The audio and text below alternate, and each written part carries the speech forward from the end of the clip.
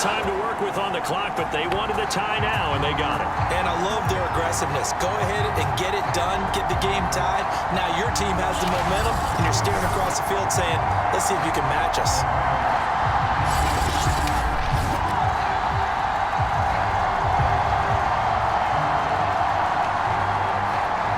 So right back to square one, tied at 28 as he kicks it away.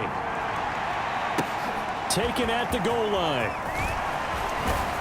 And not much happening on the return as he'll get this to about the 23.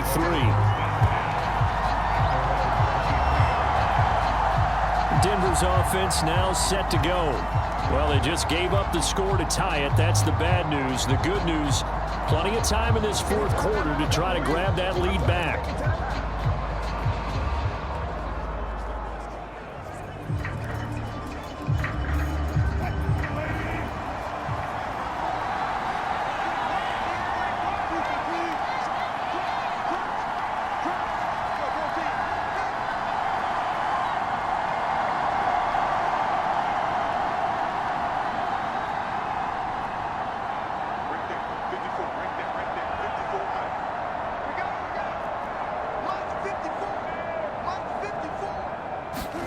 They'll throw on first down with Wilson. He's going deep for Brown. And that's going to wind up incomplete. However, we do have a flag down. Let's check in with our referee. Come on, Russ. Just call the call. We're going to play it. Come on now. So pass interference the call, and that does not look to be going over too well on the defensive side. Or on their sideline, because I believe their head coach is saying right now, hey, you've got to call that both ways.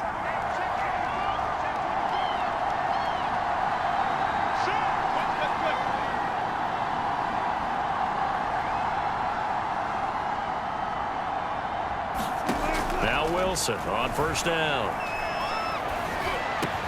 Throw complete there. Rodgers. Oh, no, he lost the football. It's picked up by the Titans. And his guys are going to take over at the 34-yard line. Well, so much for the 4-minute offense. They were trying to reduce the clock, get in position to win the game, and leave no time for them to come back and catch them. And guess what?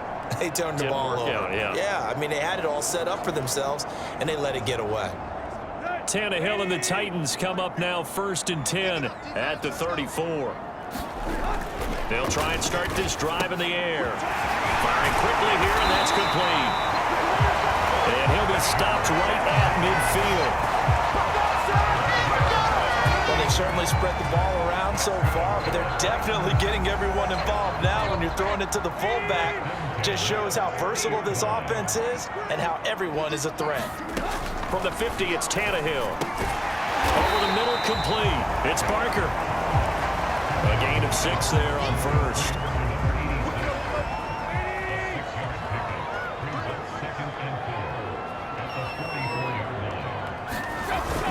On second down now. McLean. And the stop here will come at the 38-yard line. Now after the running play, we've got a man down on the field. While the training staff takes a peek, we'll take a break.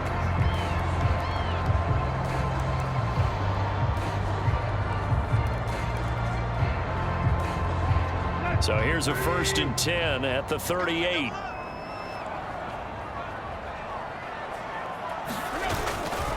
They'll try and run with their fullback.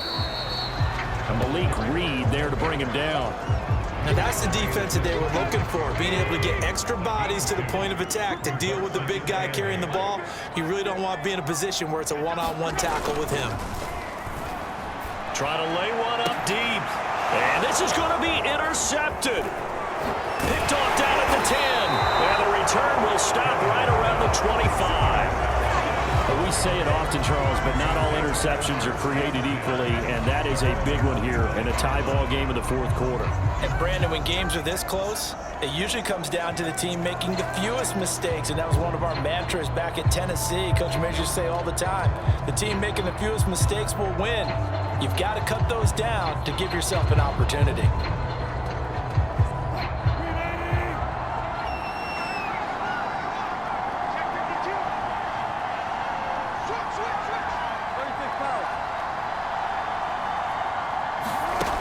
After the interception, here's Wilson. Nowhere to go here. He lost the football. But it looked like, fortunately, the Broncos able to recover. A lot of bad news on that play for them, wasn't there? Lost the football, lost a lot of yardage. But I think the good news outweighs it. Able to retain possession. That was big for them.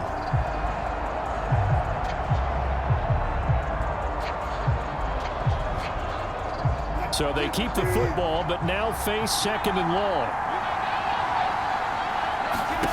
Throwing is Wilson. They'll set up the screen. This is Williams. And he'll go down just shy of the 25 at the 24-yard line. All tied up. Less than 2 minutes to go. So it's Bronco football as we get you reset here. And they're facing a big third down now in this tie ball game.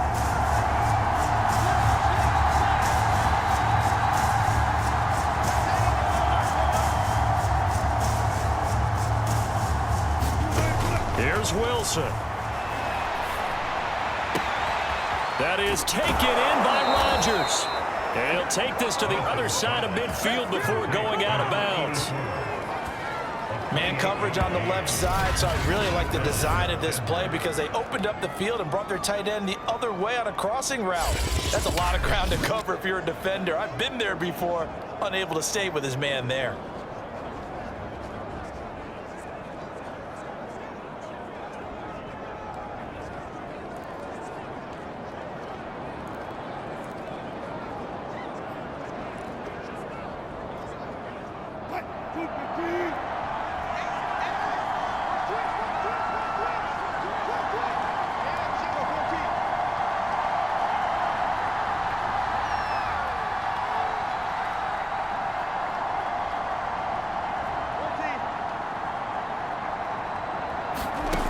Throwing now is Wilson.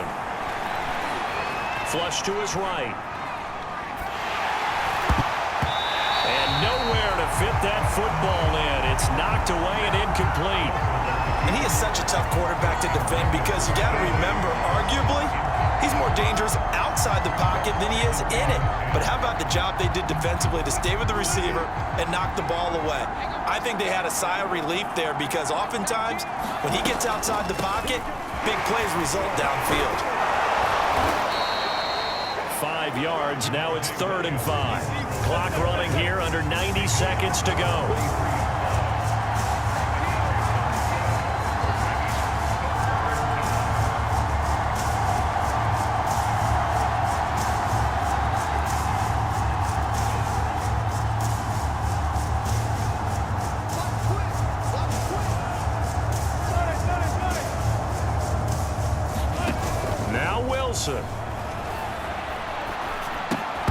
And he will not be able to hang on through the contact. It's incomplete.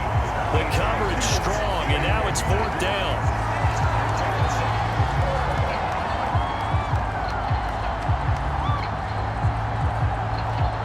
So on now is Brandon McManus. He has hit from as far away as 57, but that was in Denver.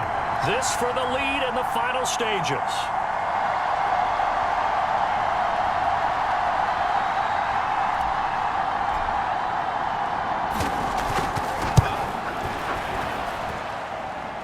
Is no good. He missed it. And a costly one there as this game remains tied here in the 4th.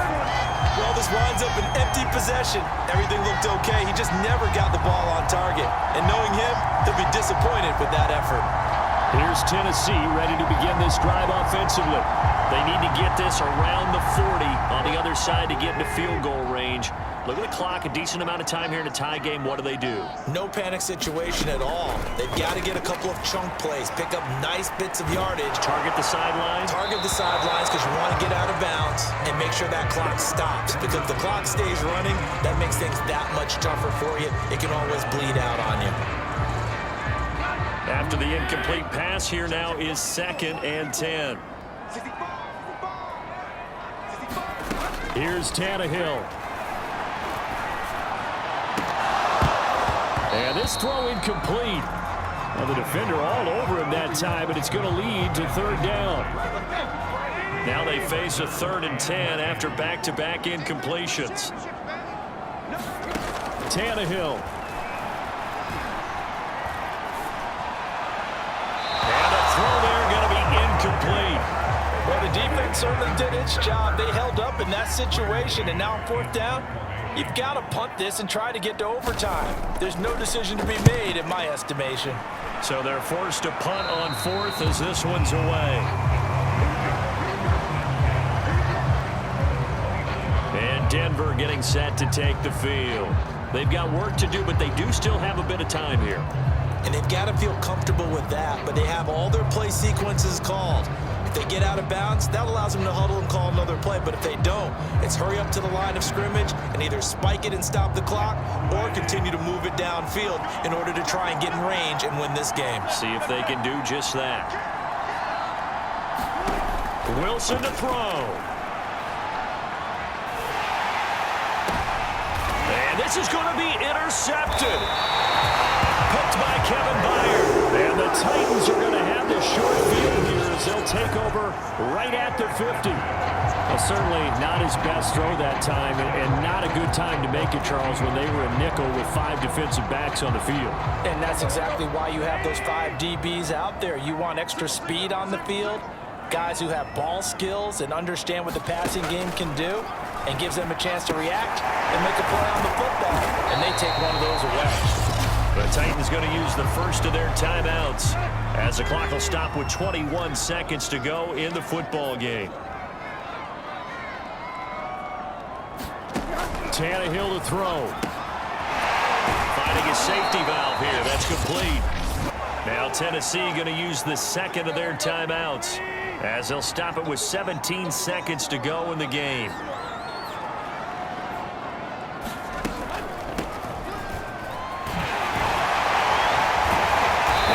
Tackled inside the 40, not quite to the 35.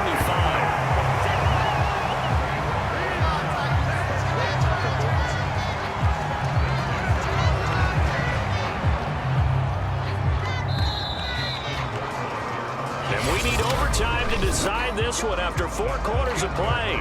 We're all even. The extra session in a moment. This is the NFL on EA Sports. And here in overtime, if the team that receives the ball scores a touchdown, it's over. If they don't, we can still have some more football. That's exactly right. If they go down and kick a field goal, the other team gets a possession to either match it or score a touchdown to win the ball game. If both teams kick field goals, the next team to score wins. But if the receiving team throws a pick 6 or fumbles the ball and it gets picked up by the defense and they score, the game is over at that point. Returnable here for Davis. And he brings us out past the 20 to the 24.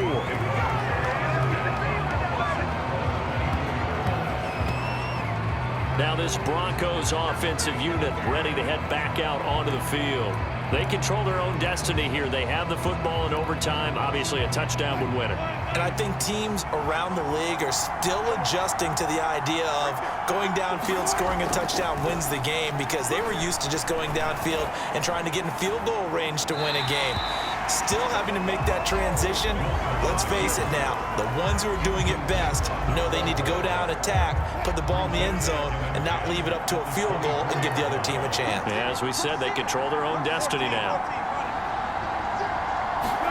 To throw on 2nd and 10. Wilson. This is caught. It's Brown.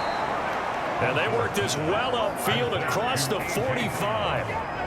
And he's over 100 yards now after that last catch. Already, of course, leading the NFL in receiving yardage. So he's done nothing at all to hurt his cause to stay in that spot. But I've been so impressed with how he's gotten it done. Body control, route running. How about the way he competes for the football at the end of the play?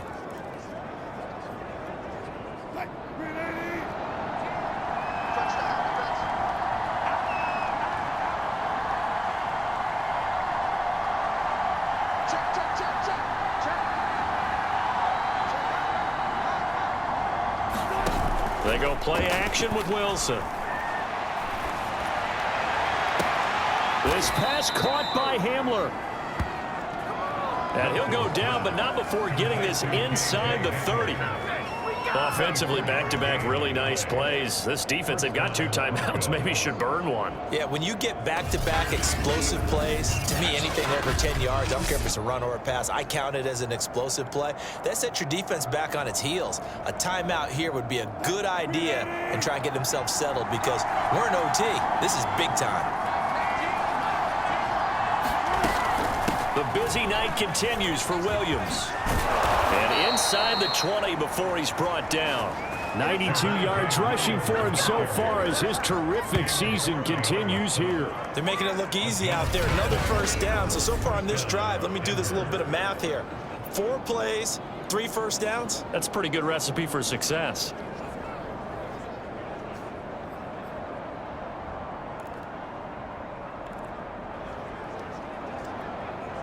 So from the 17 now, here's a 1st and 10.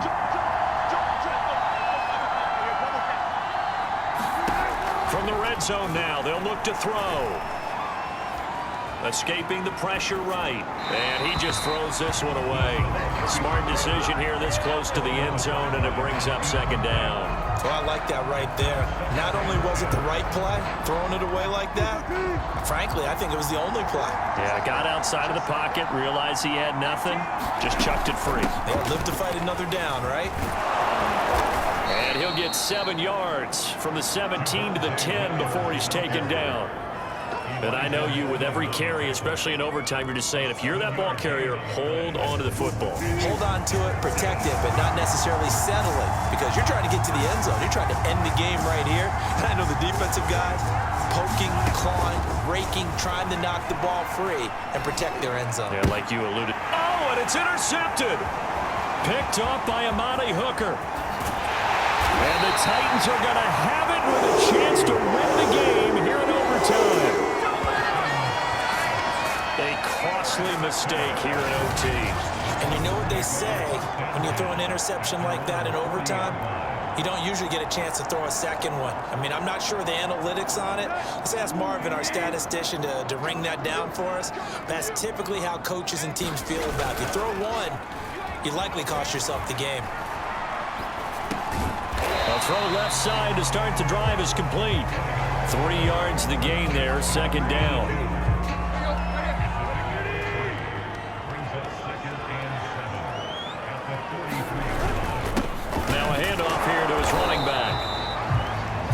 On the pickup, that's going to set up an interesting 3rd and about 4 to go.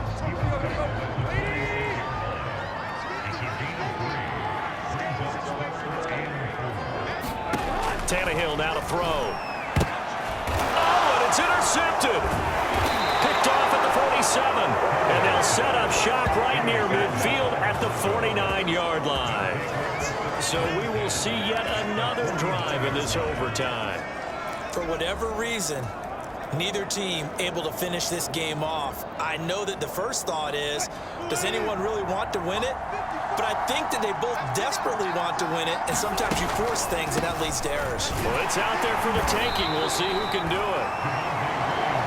Just a yard on the pickup there, and it'll bring up a 2nd and 9.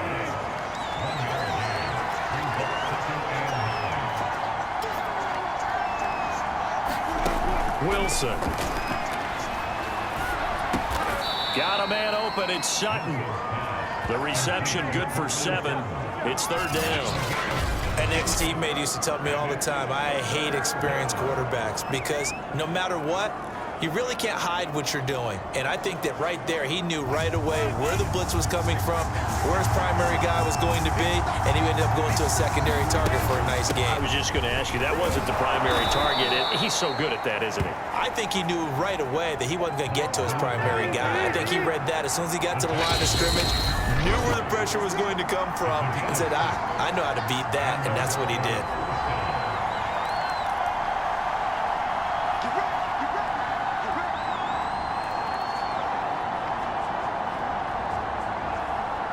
So from the 36 now, 1st and 10. From the shotgun, Wilson. And that's going to be incomplete. Too tough to hold on to that one. It's 2nd down. Well, so much for getting separation. No chance there. Locked down tight, forcing the incompletion on that attempt. So after the incompletion on first, now 2nd and 10.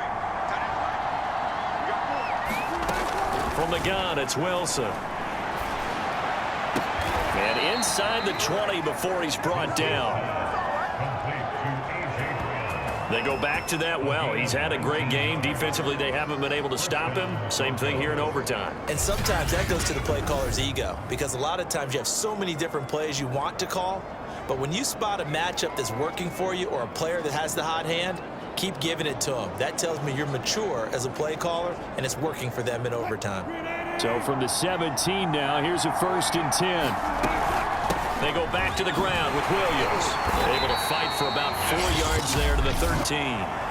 Now a second timeout called for by the defense. They'll be left with just one remaining here at OT. 6 yards left on 2nd down. Now it's Wilson. To the goal line, but it's incomplete. When you run in the slant, timing is everything, and against that man coverage, there was no space available, and incompletion as a result.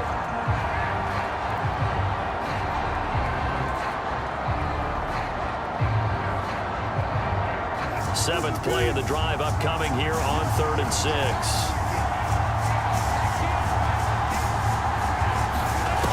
Out of the gun, here's Wilson. Over the middle, Rodgers has it. Now the defense will burn their 3rd and final timeout. That's their 2nd and last timeout here in the overtime session. We'll be back. It looks like a jumbo set with 3 tight ends here for 1st and goal. They'll run it with Williams. And he's into the end zone for the touchdown and the game winner in OT.